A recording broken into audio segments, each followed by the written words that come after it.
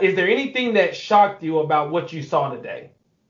I guess the biggest thing, and a lot of it is, my own fault, and like get it caught up in like the hype of how things move, and the way the off season can go, and especially after an off season where there was so much turnover on the offensive side of the ball, and you bring in a Derek King, you bring in a Rhett Lashley, and all the other offensive coaches, and then you get all this momentum going on the offensive side without actually seeing them out there playing the game. It's easy to get kind of caught up in that. So like when the offense went out there and it didn't click right away, it took me a second to say, wait, like these guys didn't have spring. The new coaches are pretty much all new, almost all new on the offensive side. The new OC has never worked with this new quarterback, who's never worked with these linemen, who's never worked with these skill guys. It's a lot of moving parts that they had to see how they fit together when you're playing against guys in a different colored jersey.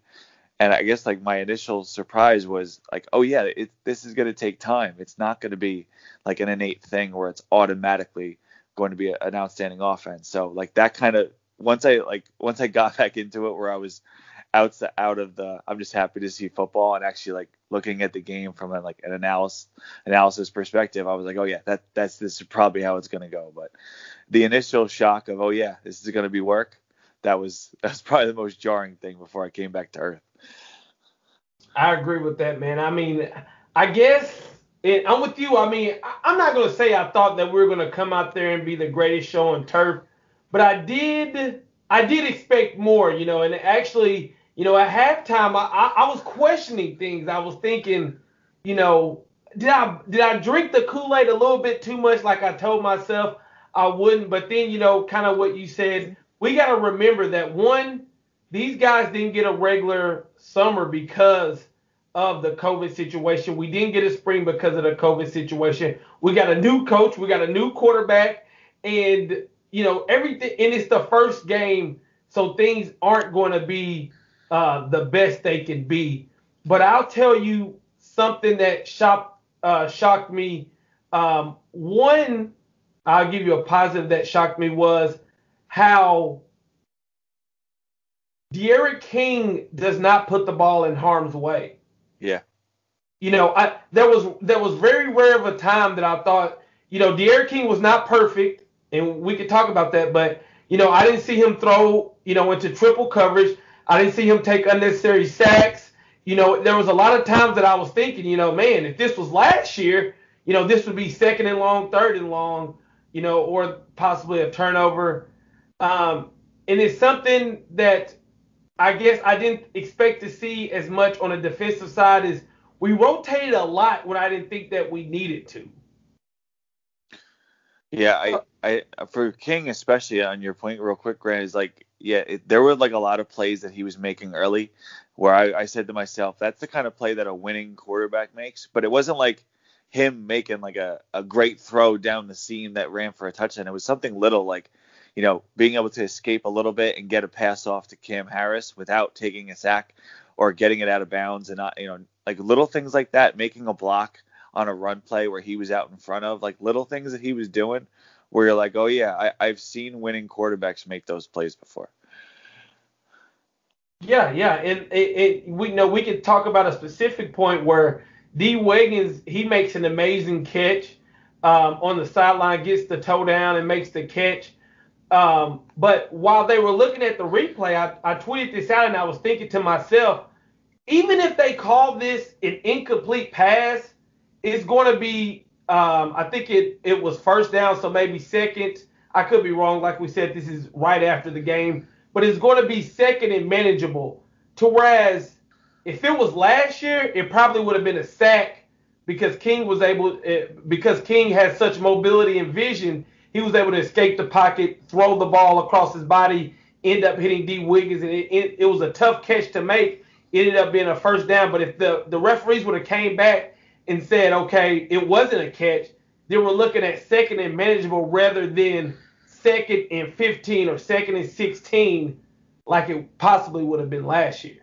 Yeah, and that was a beautiful play. And I remember as he was rolling out, he did a lot of, like, one thing that he seemed to really like to do was when the pocket, like once he kind of settled in and moved up in the pocket a little bit, he liked to slide to his right.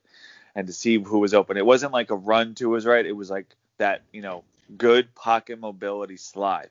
But as he was sliding to his right, there was that extra pressure. So he had to like turn his back to the receivers and loop around, which is where he made that impressive throw that you just talked about. And it reminded me of like being a little kid. And, you're trying to prove to people that you can throw on the run when you're playing out in the street. And then you go across your body and you make that great throw down the sideline. And then maybe it's like 1 out of 10 when you're a kid, you make that great throw and the guy gets his feet down. But I'm like, that's the kind of attitude that I would want in a quarterback. Like no play is over until like the whistle blows. Whereas maybe with Williams last year and even like in years past, even going back to like a Brad Kaya, it's like if you have a guy that can't really move and extend the play in a modern college football game, like you're going to be limited. There's going to be less things that you can do. And unless he's like an absolute stud as a thrower, like some guys are, you're going to be limited. And I think having King, who can extend plays, make big plays, and just get those like 3, 4, 5 yard third down conversions, which he started to do as the game got on and he got more comfortable. Like that stuff is invaluable because it extends drives and it gives everybody else a chance to make plays because it's like, live to see another play kind of deal. All right, so let's focus on the offense and then we'll jump into the defense. The offense today ended up with 495 yards, with, close to 500 yards. That's amazing. But only 158 yards passing and 337 yards rushing. And, I got to admit, like I said, at halftime, I was a little bit worried. I'm like, I get what Rhett Lashley's trying to do, but things aren't clicking. Give me something that you think this Miami team needs to work on going forward after what you saw today.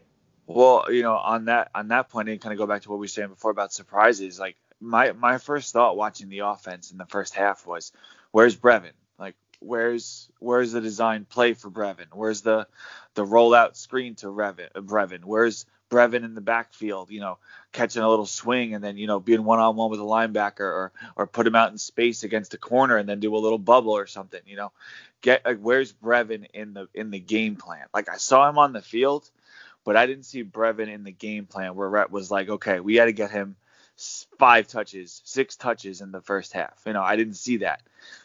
There were 2 passes. He was targeted twice, but he was targeted in a way that, like one of them was late in the first half and it went through his hands. But, it was both Brevin and Harley sitting down in the location, just a couple yards past the first down marker. And King just picked Brevin. It wasn't like, I'm going to go to Brevin on this play.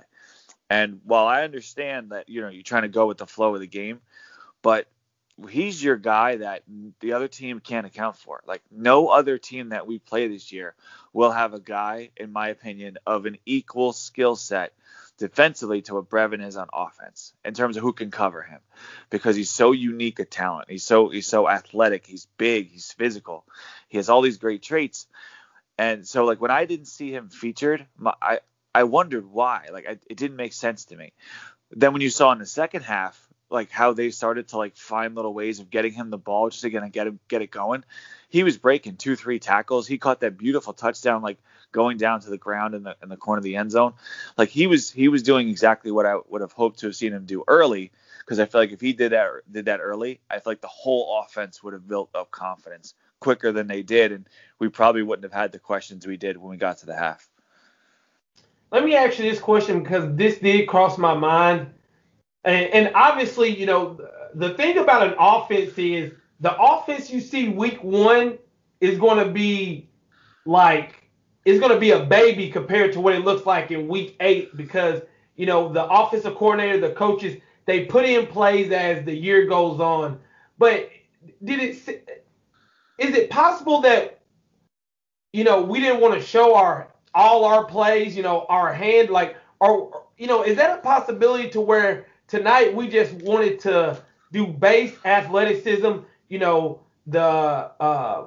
basically read option style, inside zone, outside zone, streak routes, out routes. There was nothing that was too complex tonight. It was just simply style spread stuff. Do you think that's where we are, or do you think it's just hey, the offense is going to evolve more. Oh, I for sure think that they were trying to keep as vanilla a playbook as they could. Like one of the reasons why I thought maybe Brevin wasn't getting all those looks is because like so much of the offense actually runs through him that there was no way to not show your hand by even like calling a play for Brevin because so many are gonna go to him. But yeah, I think that was absolutely the case.